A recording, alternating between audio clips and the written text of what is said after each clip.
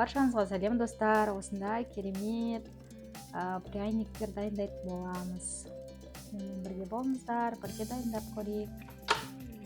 Баршаңызға сәлем, менің құрметті көрермендерім, менің арнама қош келдіңіздер. Бүгін үй жағдайында пряник жасайтын боламыз.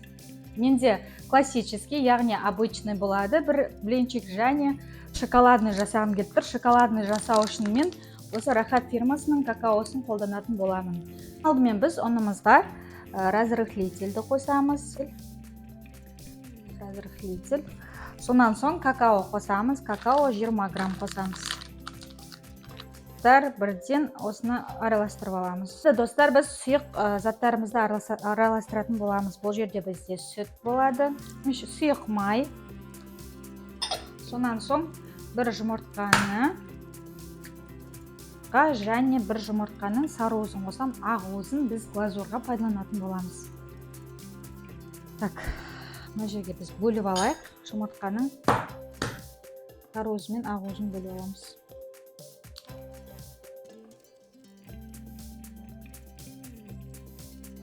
Мінекей достар, бір жұмыртқаның сары уызын қосады.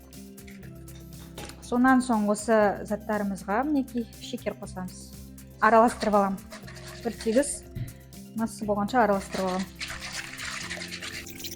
Достар, ұнымызды аз-аздан қосып,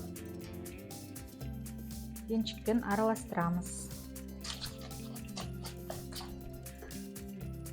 Келесі бөлігін қосамыз, 3 бөліп қосайын. Мен бірден мол қылып жасап жатырмын, сізге осы тек бір бөлігін ғана рецептке беретін боламын. Холодильникте сақтасақ болады, көп қылып жасап алып, ештеңке қылмайды. Бір 2-3 күнде желініп қалады ғой. Осындай массасы болды. Ары қарай біз уже қолменен жасайтын боламыз. Мен орысша сөздер қосылып жатырмын, ренжімеңіздер.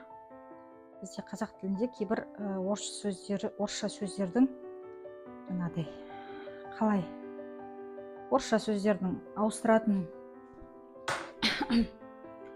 қандай сөздермен ауыстырарымды білмей қалам. Мен мұнда 700 грамм ұн алған болатынмын. Қазір қанша кеткенін көреміз. Енді осы жерге біз қолымызбенен тестіні қамырды илетін боламыз қолымызбенен. Менде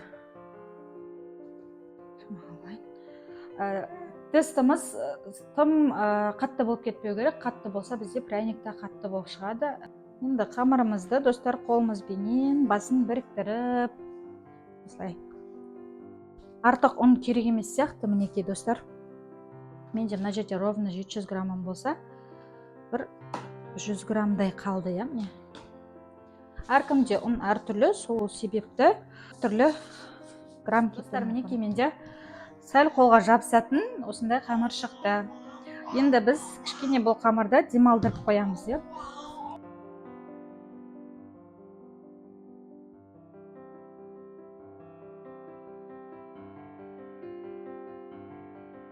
Осыны біз шамамен 35-40 грамм болатындай қылып бөліктерге бөлеміз. Мінекей бізде 35 грамм болып тұр. 35 грамм негізі өте жақсы размер деп ойлаймын өзім.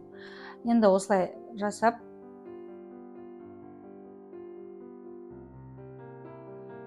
өстіп түбін біріктіріп аламыз. Сосын кішкене қолымызбенен осылай істеп, дөңгелек форма шығады ғой, мінекей. Осыны бүйтеміз. Кішкене салатын кезде үстін осылай кішкене басып қойыңыздар, томпақ болса. Алдын ала қыздырылған пеште 180 градуста бір 15-20 минутта пісіріп аламыз.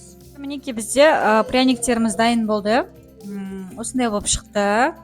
Бастапқыларын мынандай әдемі алып сарғайтып пісіргенмін. Соңғы жақтарын шамалы мынандай осылай қылып алдым енді. Ештеңе кетпес. Сонда да жұмсақ, осындай күшті жұмсақ болып шыққан. Ал мынау бізде жаңағы темный какао қосқан пряниктер. Мінекей осындай цветте болып шықты. Әртүрлі размерде болды, дегенмен менде 35-40 грамм қылып алғанның өзінде, міне, мыналар 40 грамм болған пряниктер осындай болып шықты менде. Вот енді біз осындай үлкен ыдыс алыңыздар. Қазір ана пряниктің бәрін осының ішіне салып араластыратын боламыз, бетін жауып. Сол себептен біржолата осыған миксерлейтін боламын. Мінекей шекерімді салдым, енді жақсылап миксерлейтін боламын. Әбден ағарғанша миксерлеймін. Осыған біз пряниктерді салып, аузын жауып, ыдыстың жақсылап бір араластырып аламыз.